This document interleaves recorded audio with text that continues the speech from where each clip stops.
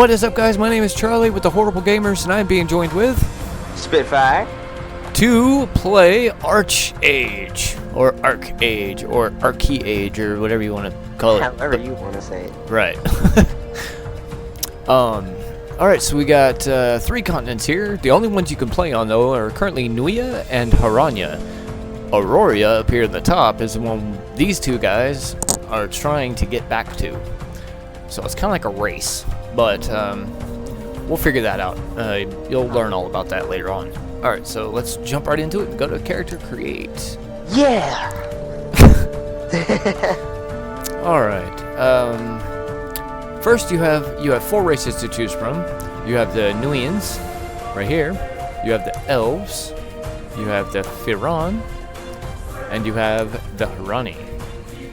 Apparently this Harani has no body. I don't understand why. Oh, there it is. Okay, you also have females for each race. Oh, the Firan female is so cute, look at her. And then the Harani. Okay, so, anyway, moving on. Here is all of the backstory for the Nuian. We fear no death. Called the conquerors of the continent, Nuians possess a deeply spiritual culture that revolves around worshipping Nui, the goddess of the hereafter. They revere the traditions, beauty, and harmony of their fallen kingdom and fight fearlessly to bring these traits to their new land. They start off with the buff favored by the goddess of the hereafter. Nuians receive extra benefits from visiting her realm, doubling the time their stats are increased after being resurrected, and warrior architects. Frequent rebellions and civil wars have led the Nuians to become quick builders, reducing construction time for houses and castles by 30%. And here is the backstory of the Nuians. See you guys after the video.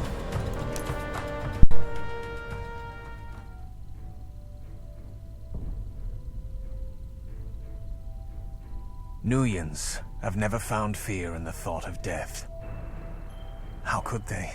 Their patron deity is the goddess of the hereafter.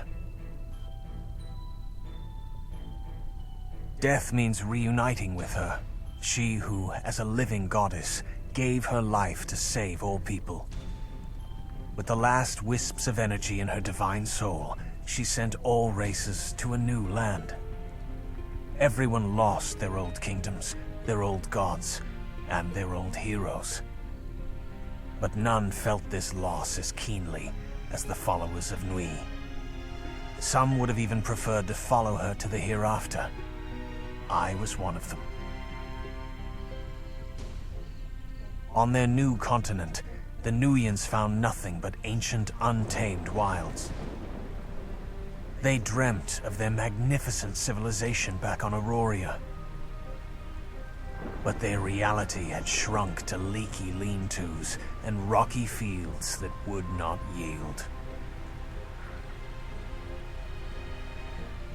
The elemental specters that had ruled the area for eons tormented Nui's chosen endlessly.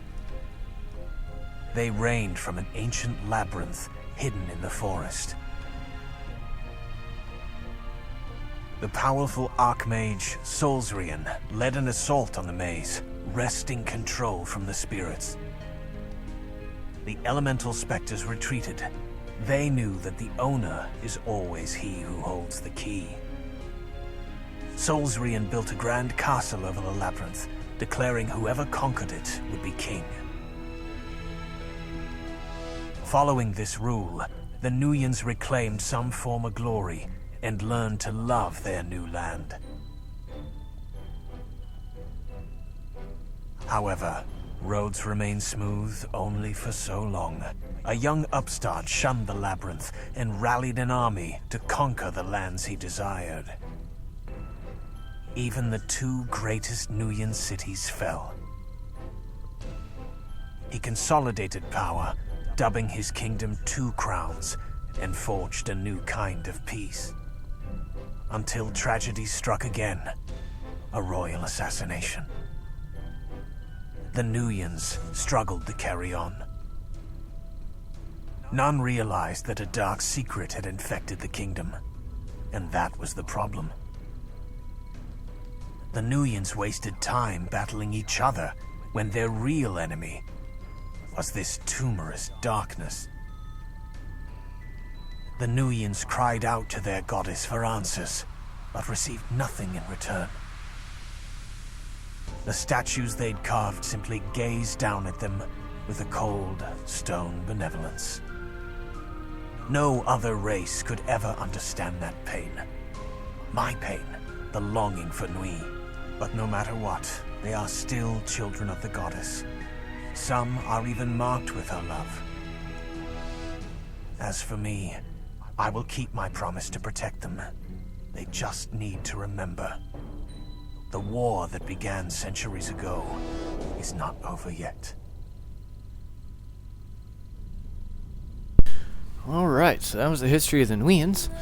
Also, something I forgot to read over here, you have the Nuia continent and the Harania continent. The Nuian alliance, Nuians and the Elves, and the Harania alliance, the Firian and the Harani, are hostile to each other.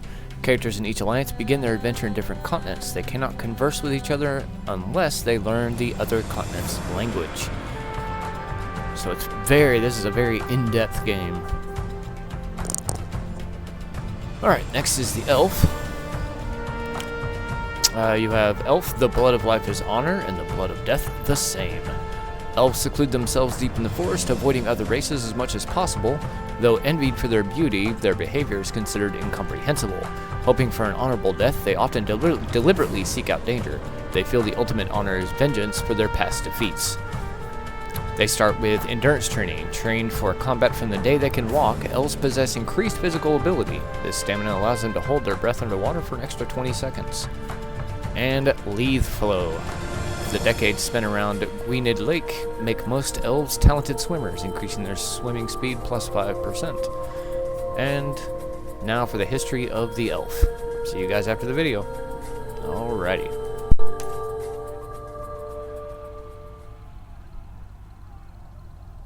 The elves had always lived in glory. They had never been defeated. Then, a new day dawned. The Grand Elven King, Aranzeb, led his army into an ill-omened battle. He felt it was the last chance to save the war-ravaged land of Auroria. Aranzeb had known Kyrios, his enemy's leader, for decades. However, any affection between them had long vanished. Hate was the only emotion they shared. Hate as well as hurt. When Kyrios finally slew Aranzeb, a dagger of betrayal pierced every elf's heart.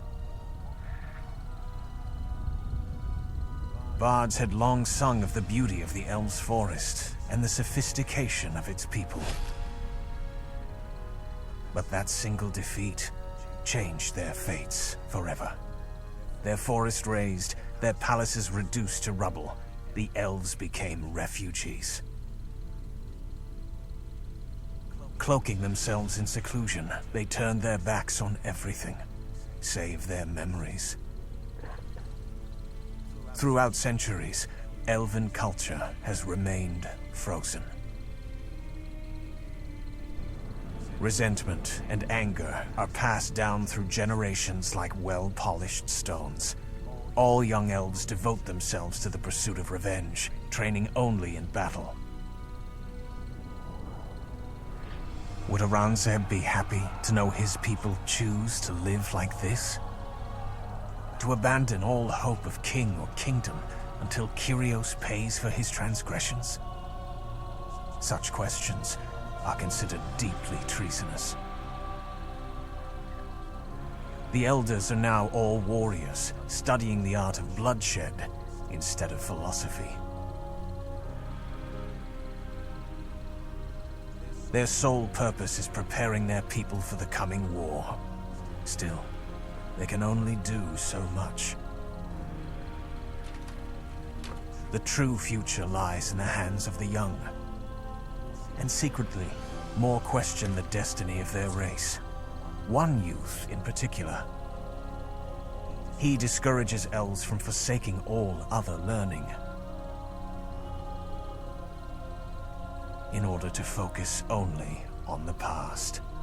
He knows that at times change comes only through oblivion, but elves have too good a memory.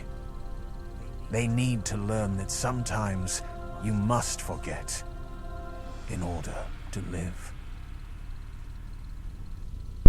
And that's the history of the Elves.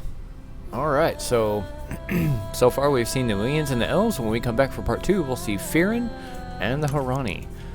Alright, thanks for joining us, and hope to see you guys in the next part. Later.